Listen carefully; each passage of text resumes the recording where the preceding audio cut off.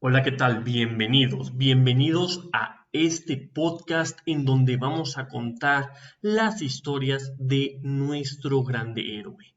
Esta historia está inspirada en hechos de la cultura prehispánica donde tienen varias tribus. Decimos inspirada porque no es fiel al 100% y muchísimas de las cosas fueron cambiadas. Esperemos les agrade. Todos los miércoles habrá un episodio de podcast sobre nuestra historia titulada El Camino de Aztlán. Capítulo 1. El Sendero Azteca. El sol se ocultaba lentamente detrás de las pirámides del Templo Mayor, tiñendo el cielo de un hermoso color rojizo. Aztlán se encontraba sentado en las escaleras del templo del sacerdote, contemplando el paisaje con una mirada pensativa. Él no podía entender por qué los hombres siempre luchaban por el poder y el control de las tierras. Había algo más en la vida que la guerra y el sacrificio de los dioses. ¿En qué piensas, joven Aztlán?, preguntó una voz grave detrás de él. Aztlán se dio la vuelta y vio a su maestro, Tlalcael, acercándose a él. Era un hombre mayor, de cabello canoso y una mirada sabia y profunda. Aztlán lo respetaba profundamente, pero a veces se permitía ser un poco bromista e irreverente con él. Solo estoy contemplando el atardecer, maestro, respondió Aztlán con una sonrisa. Tlalcael se sentó a su lado y observó el paisaje por un momento en silencio. Luego se volvió hacia su joven aprendiz.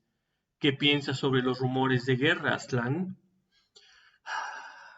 Aztlán suspiró. Él no quería pensar en la guerra, pero sabía que era un tema importante que afectaba a todo el pueblo azteca. No sé, maestro. Parece que siempre estamos luchando por algo. ¿No podemos simplemente vivir en paz? La paz es un concepto difícil de alcanzar, Aztlán. Siempre habrá alguien que quiera más poder o más tierras, pero nuestra responsabilidad como sacerdotes es asegurarnos de que nuestras victorias sean justas y que nuestros sacrificios sean necesarios. Aztlán asintió, comprendió que las palabras de su maestro. Él sabía que la guerra era una parte necesaria de la vida, pero no podía evitar sentirse un poco triste por ello. Maestro, ¿por qué sacrificamos a los dioses? ¿Realmente necesitan nuestra sangre? Tlacael sonrió con tristeza. Él había tenido las mismas preguntas cuando era joven. No es que necesiten nuestra sangre, Aztlán.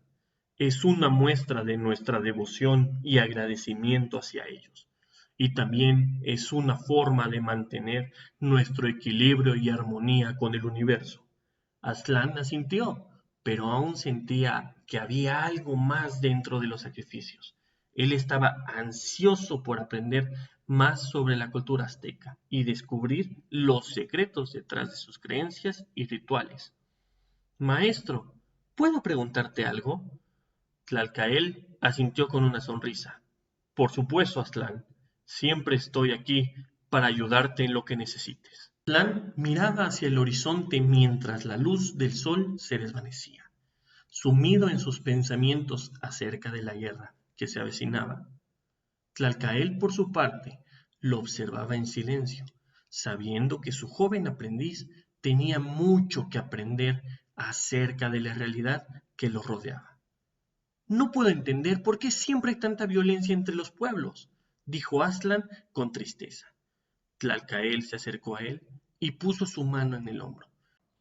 La violencia es una parte de la naturaleza humana, Aztlán. No podemos evitarla, pero podemos controlarla y dirigirla de manera que sea beneficiosa para nuestro pueblo. Pero, ¿Por qué tenemos que pelear con los purépechas? ¿No somos hermanos? Sí, Aztlán, ambos somos hijos de diferentes dioses, pero somos hermanos en la humanidad. Sin embargo, hay muchas diferencias entre nuestras culturas que nos separan. Los purépechas son conocidos por su habilidad en la alfarería y la metalurgia, mientras que los aztecas son reconocidos por su dominio de la guerra y la política. Pero eso no debería de ser motivo suficiente para ir a la guerra, respondió Aztlán aún confundido. No es solo eso, Aztlán. Los purépechas controlan una gran cantidad de tierras fértiles y recursos naturales en la región, y eso hace que sean una amenaza para nuestra propia supervivencia como pueblo. Además, ellos nos ven como una amenaza para su propio control regional. Pero, ¿no podíamos llegar a un acuerdo pacífico? Eso sería lo ideal, pero los líderes purépechas han rechazado todas las ofertas de paz que hemos hecho. Al final, la guerra parece inevitable. Es triste que la violencia sea la única opción, murmuró Aztlán. Así es, pero a veces es necesario hacer lo que es necesario para proteger a nuestro pueblo y nuestras tradiciones. La conversación continuó entre Tlalcáyatl y Aztlán. Profundizaron en las raíces de la tensión entre aztecas y purépechas, mientras el sol se escondía detrás de las pirámides del Templo Mayor. Aztlán se despertó temprano a la mañana siguiente, sabiendo que tenía que hacer sus labores habituales como aprendiz de sacerdote. A medida que se levantó de su cama y se estiró, pudo sentir la fresca brisa matutina en su rostro.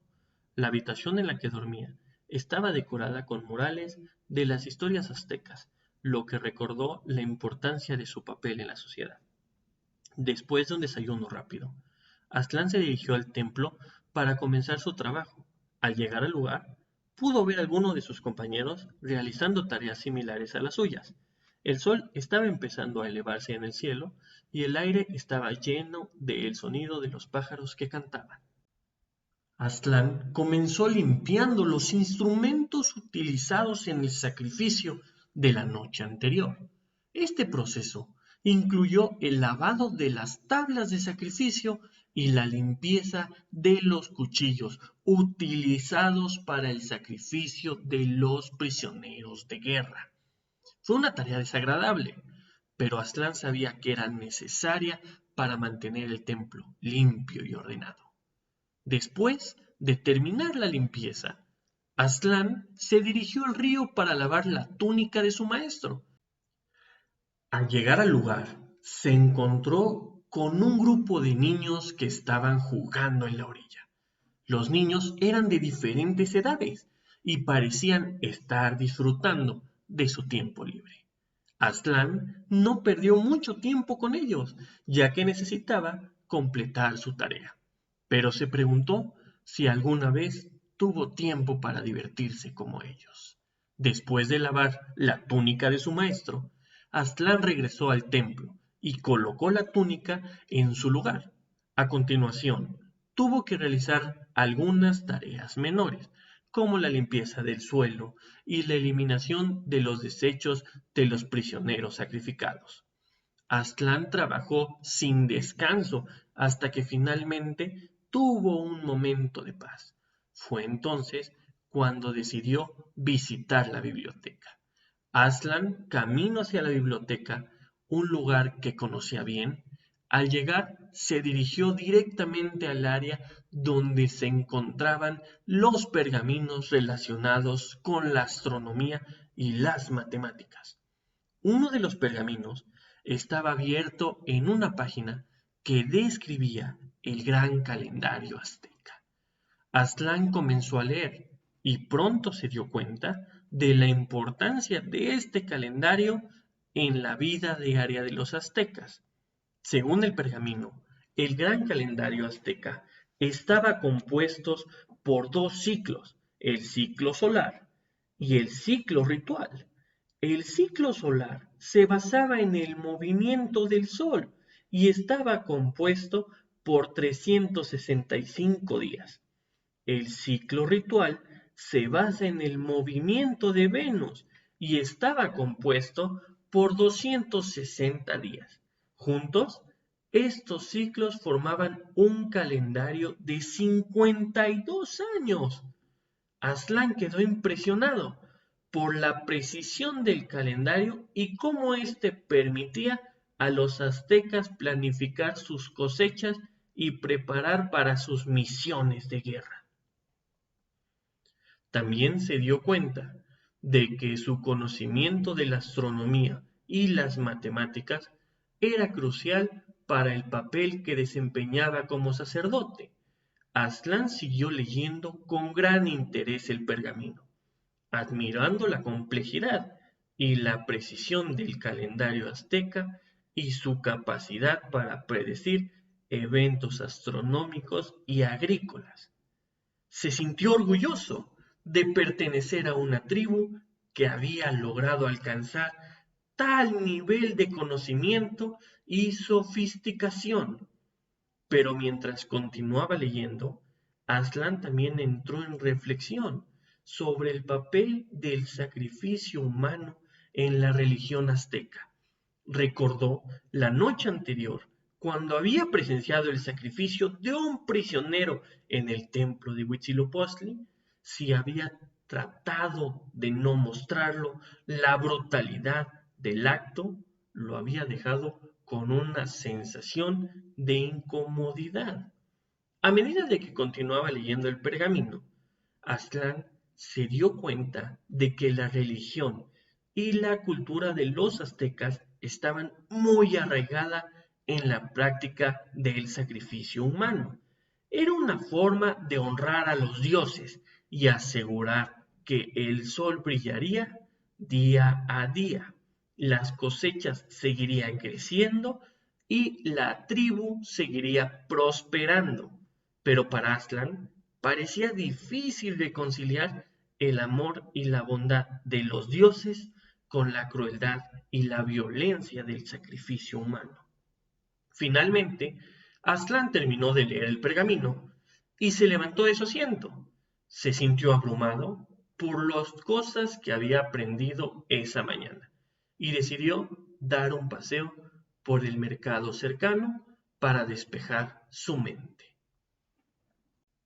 Mientras caminaba por el mercado, Aslan se encontró con varios vendedores que ofrecían frutas y verduras frescas, telas de colores vibrantes y joyas elaboradas. También vio a varios artesanos trabajando en sus talleres, esculpiendo figuras de barro y tallando madera para hacer máscaras y estatuas. Aslan se detuvo frente a uno de los talleres y observó a un artesano trabajando en una máscara de madera. La habilidad y la paciencia que requería el trabajo lo dejaron impresionado y comenzó a hacer preguntas sobre cómo se hacían las máscaras y cómo se usaban en las ceremonias. El artesano, muy amable, le explicó que las máscaras se usaban en muchas ceremonias diferentes, desde celebraciones hasta funerales. También le dijo que algunas de las máscaras más elaboradas se usaban en los rituales de sacrificio humano, lo que hizo que Aslan se sintiera incómodo nuevamente. Mientras continuaba caminando por el mercado, Aslan también se encontró con varios comerciantes que vendían joyas hechas de jade y oro. Recordó las historias que había escuchado sobre las riquezas de los purépechas y se preguntó por qué los aztecas estaban en guerra con ellos.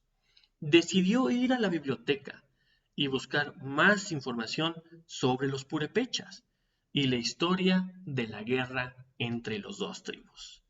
Allí encontró varios manuscritos antiguos que detallaban los orígenes del conflicto y las razones detrás de la hostilidad mutua. Aztlán se encontró con Temoxin en el camino hacia la biblioteca y ambos se saludaron con una reverencia respetuosa. Aztlán se sorprendió al ver al famoso guerrero azteca, pero al mismo tiempo se sintió agradecido por la oportunidad de hablar con él. Temoxin notó la curiosidad en los ojos de Aztlán y le preguntó sobre su interés. Aztlán Le explicó que estaba interesado en aprender más sobre la guerra con los purépechas y por qué se había producido. Temocin asintió y le dijo que había muchas historias que contar sobre la guerra con los purépechas. Él comenzó a contar una historia de una de sus batallas más difíciles. Les contó a Aslan cómo había liderado a sus hombres en una emboscada contra los purépechas en un valle cercano. Temocin describió los sonidos de los tambores de guerra y el olor a sangre y sudor. Los purépechas habían venido en masa, pero los guerreros aztecas habían peleado con valentía y habían logrado vencerlos. Temocin también explicó a Aslan que la guerra entre los purépechas y los aztecas no era solo por diferencias culturales, sino que también había cuestiones de control regional en juego. Los purépechas habían logrado establecerse en una región rica de recursos y los aztecas habían visto cómo esto era una amenaza. Ellos creían que debían tener el control de esa región para asegurar que su pueblo tuviera acceso a los recursos que necesitaba. Aslan estaba fascinado por la historia de Temocin y agradecido por su amabilidad al compartirlo. Le preguntó sobre su experiencia como líder de los guerreros aztecas. Temocin explicó que ser líder era un trabajo duro y exigente, pero también era una gran responsabilidad y un honor. Él había sido entrenado desde muy joven para liderar y defender a su tribu. Le dijo a Aslan que su dedicación y compromiso eran fundamentales para seguir el éxito en la guerra.